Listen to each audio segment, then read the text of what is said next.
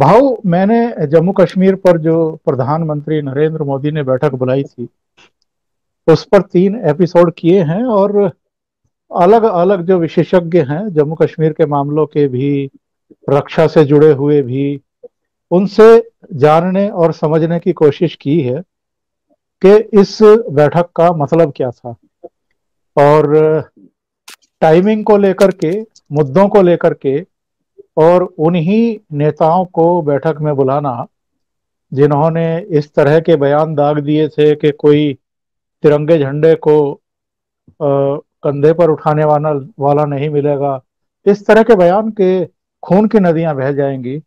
इस तरह के बयान के अगर 10 बार भी नरेंद्र मोदी प्रधानमंत्री बने तो 370 को हाथ नहीं लगाएंगे। तो ऐसे लोगों को बुलाया गया तो तमाम तरह के सवाल खड़े हुए कि क्या कहीं नीतिगत जो अभी तक उनका विजन था, दृष्टिकोण था, उसमें कोई बदलाव आ रहा है, कोई यू टर्न हो रहा है।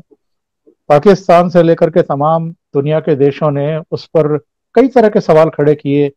एक टेलीविजन चैनल में देख रहा था पाकिस्तान का, उसमें कोई विशेषज्ञ बैठे हुए थे, पता नहीं विशेषज्ञ भी थे या नहीं थे, और उनको भारत के बारे में और भारतीय प्रधानमंत्री नरेंद्र मोदी के बारे में कितनी जानकारी है, उनके दृष्टिकोण, उनके फैसलों के बारे में कितनी जानकारी है। और वो कह रहे थे कि कुछ जो 5 अगस्त 2019 को ले लिया गया था उसमें से कुछ वापसी होगी, कुछ स्पेशल स्टेटस जो है वापस दिया जाएगा जम्मू कश्मीर को, इसलिए इन लोगों को बुलाया गया है। तो मुझे हंसी भी आ रही थी सुन करके। तो भाऊ, आपका नजरिया चीजों को देखने का, समझने का, परखने का बिल्कुल एकदम अलग होता है। इस बैठक की अगर हम बात करें तो आप इस बैठक को किस तरीके से ले रहे हैं? मैं हमेशा मानता हूँ कि राजनीति जो होती है वो एक पुराने फिल्म का गाना है, उस ढंग से चलती है। कहीं पे निगाहे कहीं पे निशाना। जी जी। तो राजनीति में अगर कोई हमें लगता है कि ये निशाना यहाँ रख रहा है, तो उसकी नजर देखो तो नजर कहीं अलग होती है और निशाना कहीं अलग होता है। उसी को ही राजनीति बोलते हैं।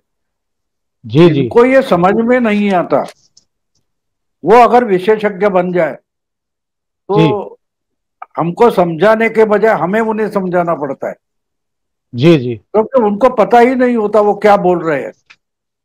जी। अब 370 हटाने का मामला जो अभी भी चर्चा में है, तो पाकिस्तान में हो, इंडिया में हो, तो ये भूल जाते हैं कि जब 370 हटाया गया था 2019 अगस्त में, 5 अगस्त था, तो उस वक्त जो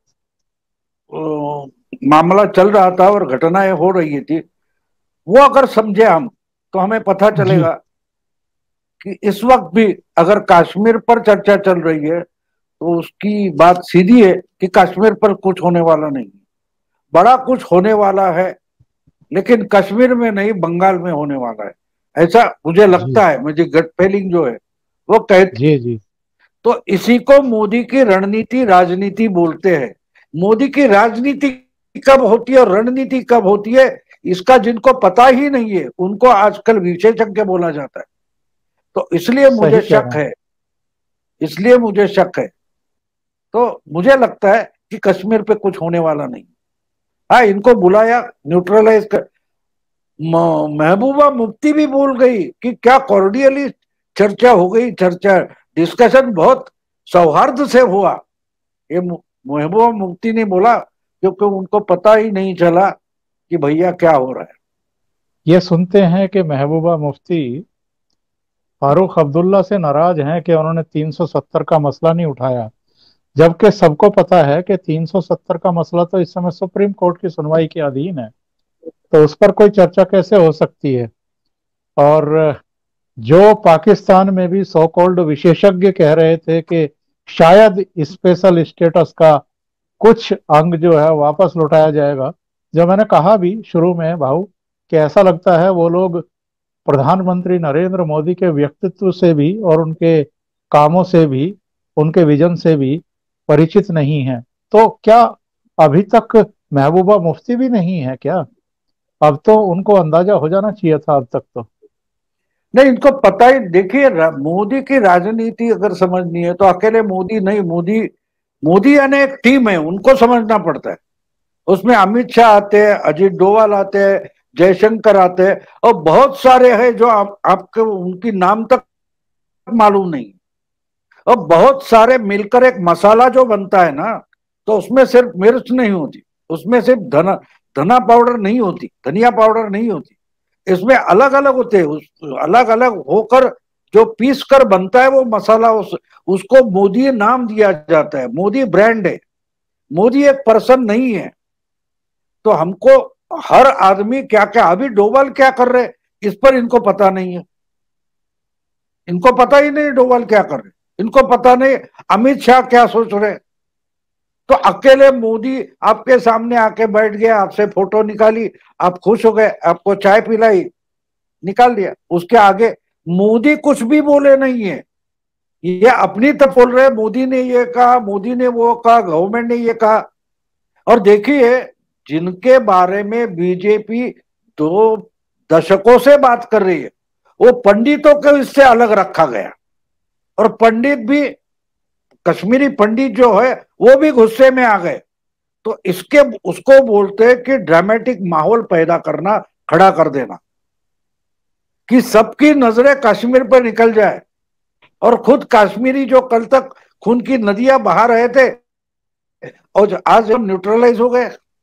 इसका मतलब ये बात है कि कश्मीर पे कुछ भी नहीं होने जा रहा है, कहीं कुछ और होने जा रहा है।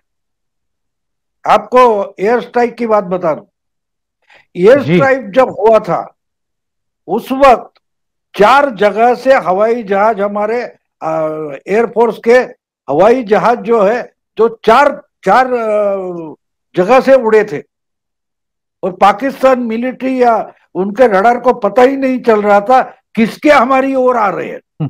4 जगह से, जोधपुर से उड़े थे, पठानकोट से उड़े थे, और कहीं कैसे ग्वालियर से उड़े थे, लेकिन कौन से कहां जा रहे हैं इसका ही पता नहीं था। तो मोदी आपके सामने है, लेकिन अमित शाह तो आपके सामने नहीं है, जयशंकर नहीं है, ना के डोभाल है, और बहुत सारे लोग हैं, वो आपके सामने नहीं है। सही तो है। ये हमें समझना चाहिए कि एक माहौल बनाया जा रहा है। अब उसको तो 3 दिन हो गए, अभी तक कुछ बात सामने नहीं आ रही है कि भाई ये चर्चा हो गई, उसके कहां से जाएंगे, कैसे जाएंगे, उस पर कुछ बात हुई नहीं हुई। और हम डिबेट कर रहे हैं, चर्चा कर रहे हैं, कश्मीरी पंडितों के नेता गाली दे रहे हैं, पीडीपी की मुफ्ती महबूबा मुफ्ती कॉर्डियली डिस्कशन हुआ बोलती है, उमर अब्दुल्ला कुछ, तो सज्जाद लोन कुछ बोल रहे हैं, मोदी कुछ नहीं बोल रहे, उनके मुंह में पाइप नहीं है, लेकिन बोल नहीं रहे, तो उसको राजनीति बोल, उसको राजनीति बोल रहे हैं। वो बोल नहीं रहे हैं, इसका मतलब ही कुछ स्टेटमेंट कर रहे हैं। अगर वो हम समझ पाते हैं तो मेरा मेरा मानना यह कि कश्मीर में कुछ नहीं होगा, लेकिन कहीं और कुछ होने वाला है। मुझे लगता है कि शायद बंगाल में कुछ होने वाला है। आज जो हॉट पोटैटो बोलते हैं अंग्रेजी में, वो बंगाल है, और शायद बंगाल में कुछ होने जा रहा है। क्या है मुझे पता नहीं, लेकिन बंगाल में कुछ होने जा रहा है। जो नेता, जो शुरू में मैंने कहा था कि ये कह रहे थे कि तिरंगा उठाने वाला नहीं मिलेगा, कोई कह रहा था कि खून की नदियां बह जाएंगी, कोई इससे भी बढ़ चढ़ करके बातें कर रहा था, वो ना 370 की बात कर पाए। और ऐसा लगता है कि एक आध को छोड़ करके, जैसे महबूबा है, बाकी सबने अब ये एक्सेप्ट कर लिया है कि अब 370 सच्चाई है, बीता हुआ इतिहास है, क्लोज चैप्टर है, अब ये वापस नहीं आने वाली है। उसको अभी भ्रम है महबूबा को, पर बाकी सबने एक तरीके से स्वीकार कर लिया है। यानी जो धमकियां दे रहे थे कि 370 हटा तो ये हो जाएगा और वो हो जाएगा, वो अब जब 7 लोक कल्याण मार्ग प्रधानमंत्री के सामने पहुंचे और पहली बार 2 सवा 2 साल बाद उनकी आंखें मिली, तो वो हाथ जोड़ करके खड़े हुए थे और प्रधानमंत्री का अभिवादन कर रहे थे। और प्रधानमंत्री ने संकेत क्या दिए कि भाई परिसीमन जब खत्म हो जाएगा तो विधानसभा के चुनाव करा दिए जाएंगे। सिर्फ इतने संकेत दिए हैं। यह भी नहीं कहा कि पूर्ण राज्य का दर्जा हम दे देंगे।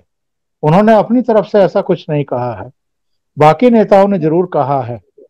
तो क्या हम ये मान लें कि जो अलगाववादी हैं, जो पाकिस्तान परस्त रहे हैं, जो भारत विरोधी जबान बोलते रहे हैं, जो घुसपैठियों को शरण देते रहे हैं और जो पत्थरबाजों के हाथों में पत्थर थमा करके उनकी भी प्रशस्ति करते रहते हैं और आतंकवादियों को भटके हुए बच्चे बताते हैं, उनकी समझ में अब आ गया है कि ये सब चीजें अब चलेंगी नहीं।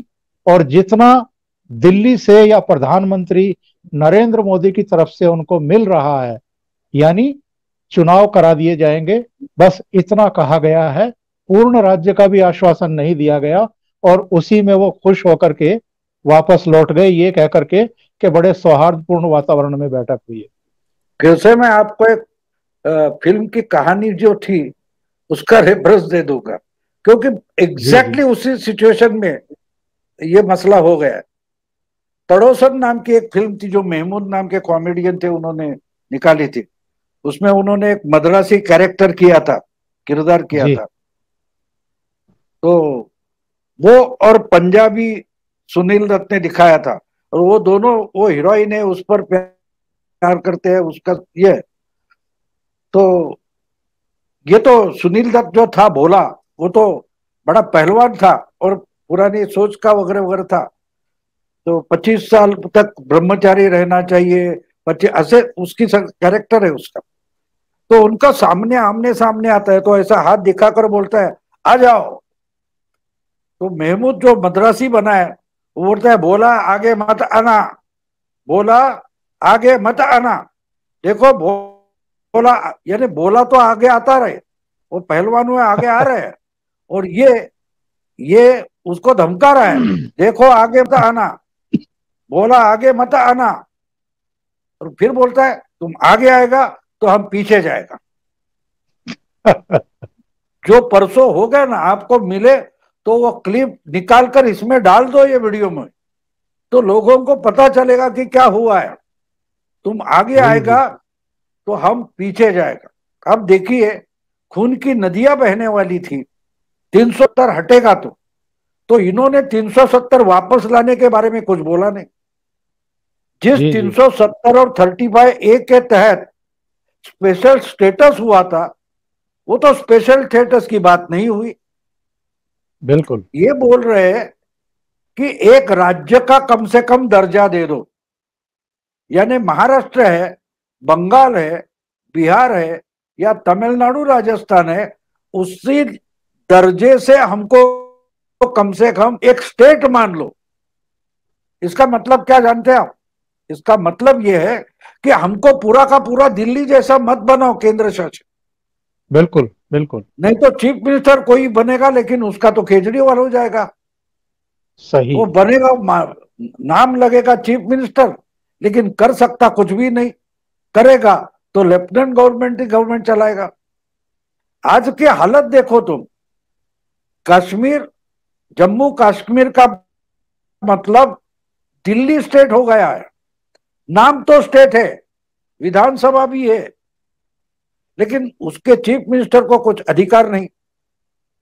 एक मेयर जैसा चीफ मिनिस्टर है दिल्ली का, और आज भी अगर ये जो डिलिमिटेशन है वो हो गया, उसके बाद भी कुछ होने वाला है, तो जो चीफ मिनिस्टर बनेगा उसको कोई स्टेट हुड नहीं है। तो ये सब अब्दुल्ला वगैरह क्या बोल रहे हैं, कम से कम हमको स्टेट हुड दे दो, हमको कम से कम स्टेट हुड दे दो। 370 नहीं मांग रहे, वो ठीक है, महबूबा मुफ्ती क्या बोल रहे हैं छोड़ दो। ये बोल रहे हैं कम से कम हमको महाराष्ट्र या तमिलनाडु जैसा स्टेटस दे दो, जो अब नहीं है। नहीं है। वो लद्दाख भी साथ में नहीं मांग रहे, 370 भी नहीं मांग रहे। वो ठीक है लोगों के सामने बात करने की, लेकिन आपके असली डिमांड के नहीं, जो हुआ था वो रद्द करो, और जैसा था 35A और 370 फिर वापस लाओ। ये मांग ही भी नहीं बची है कि हम अलग है। ये तो अलगाववाद उन्होंने छोड़ दिया है। तो इसी को तो राजनीति बोलते। मोदी ने क्या किया है कि उनको घुटने पर लाके रख दिया है। और लेकिन आखिर में क्या बताया कि जो क्या आपने बोला परिसीमन या जी जी डिलिमिटेशन है। अब जी जी। डिलिमिटेशन का मतलब क्या है कि इसके पहले जम्मू कश्मीर की विधानसभा जो वोटर चुनता था वो वोटर नहीं बचेगा। कश्मीरियत का जो मसला था वो खत्म हो गया। वो इन्होंने भी माना है जो आए थे कि अब वहां जो वाल्मीकि है या गैर कश्मीरी है बसे है सालों से, 50-60 सालों से वहां बसे हैं, वो भी विधानसभा के लिए वोट कर सकते हैं। इसके जी जी। पहले जो कश्मीर विधानसभा का वोटिंग होता था उसमें उनको लोकसभा का वोटिंग था, लेकिन विधानसभा में वो लोग वोटिंग नहीं कर सकते थे। वो आज करेंगे। इसका मतलब डेमोग्राफिक चेंज जो है वो इन लोगों ने स्वीकार कर दिया है। मोदी जो बोलते हैं कि विधानसभा का चुनाव बाद में होगा, वो डेमोग्राफिक चेंज के साथ होगा। बिल्कुल समझ बिल्कुल। रहे आप? तो इनके लिए बचा क्या है? इनका तो क्या वो बोलते, शाहीन बाग हो गई। लॉकडाउन लग गया, बुलडोजर लगा के शाहीन बाग के तंबू हटा दिए, तो क्या हुआ है? हाँ, वो भाषा की बात छोड़ दो। भाषा जोरो जोर से तुम आगे आएगा, हम पीछे जाएगा। समझे आप? वो जान, मैं बोलूंगा कि आपके जो सुनने वाले हैं वो भी जाकर वो फिल्म यूट्यूब पर मिलेगा आपको। वो महमूद और सुनील दत्त का जो सीन है वो देखिए, तो पता चलेगा कि वो मीटिंग हुई वो क्या हुई। बोला आगे मत आना, तुम आगे आएगा हम पीछे जाएगा। तो महबूबा मुफ्ती वगैरह सब वो मद्रासी किरदार जो था उस ढांचे में आए थे और लौट गए। आपको लगता है कि जो मौजूदा लीडरशिप है ये, क्योंकि जो ये उम्मीद कर रहे थे कि 370 हटेगी, जम्मू कश्मीर में लोग सड़कों पर आ जाएंगे और पता नहीं क्या हो जाएगा, और पाकिस्तान भी कुछ शायद इसी तरह की उम्मीदें कर रहा था, भ्रम पाले हुए था, लेकिन वैसा तो कुछ नहीं हुआ। बल्कि 3 स्तर के पंचायत के चुनाव हो गए, और जो लोकल लीडरशिप है उससे लेकर के और डीडीसी तक एक 3 स्तरीय पूरा एक सिस्टम खड़ा हो गया। उसको केंद्र सरकार से पैसा पहुंच गया, विकास के काम शुरू हो गए, और लोग आम तौर पर संतुष्ट हैं। पत्थरबाजी की घटनाएं अब नहीं हो रही हैं, आतंकवाद अब नहीं हो रहा है, लोग सड़कों पर नहीं उतरे हैं। तो क्या ये लोग अब इरिलीवेंट हो गए हैं, और क्या हम ये मान लें कि नई लीडरशिप जम्मू कश्मीर में इवॉल्व होने वाली है? ये अभी ये तो इर्रेलेवेंट है, लेकिन वो इर्रेलेवेंट है ये बताना जरूरी था। तो 2 साल जिस ढंग से 370 हटाने के बाद 2 साल निकल गए, अब प्रैक्टिकली ये लोग इरिलेवेंट हो गए, उनको भी मालूम है। ये लोग जी सिर्फ जी। मीडिया में, किसान आंदोलन कहाँ है? किसान आंदोलन सिर्फ मीडिया में, उधर भी बचा नहीं है। हाँ, सिर्फ तो मीडिया में। इनकी बुरी हालत वो हो गई है कि ये अभी मीडिया भी नहीं बचे। तो मोदी ने उनको फिर से उनके साथ एक खेल किया कि उनको 4 दिन के लिए तो मीडिया में आ गए बेचारे कम से कम। अगर मोदी नहीं बुलाते तो इस पर चर्चा नहीं होती। मीडिया का टोटल अटेंशन उधर डाइवर्ट हो गया। और जी इसीलिए जी। मुझे लगता है कि जो इर्रेलेवेंट मामला है उसको मोदी जी ने जानबूझकर तूल दी है कि इस पर चर्चा चले, 1-2 हफ्ते और चर्चा चले, तब तक बंगाल में कुछ गड़बड़ हो जाएगी। पूरा मीडिया का ध्यान अगर उधर रहेगा तो हम यहां घुसकर आराम से कुछ कर पाएंगे। तो इसलिए जानबूझकर ये कश्मीर का मामला अभी लाया गया, उसकी जरूरत भी नहीं थी। ये लोग तो इररिलेवेंट हो गए, लेकिन उनको इंपॉर्टेंस दिया जाता है। उसका मतलब है कोई इंपॉर्टेंट है, उस पर से ध्यान उड़ना चाहिए। इसके लिए स्ट्रैटेजी के तौर पर इनको बुलाया गया, सम्मानित किया गया, दिल्ली में बुलाया गया, प्रधानमंत्री ने 2-3 घंटे उनके लिए दे दिए। तो मुझे लगता है वो स्ट्रेटेजिकली खेला हुआ गेम है।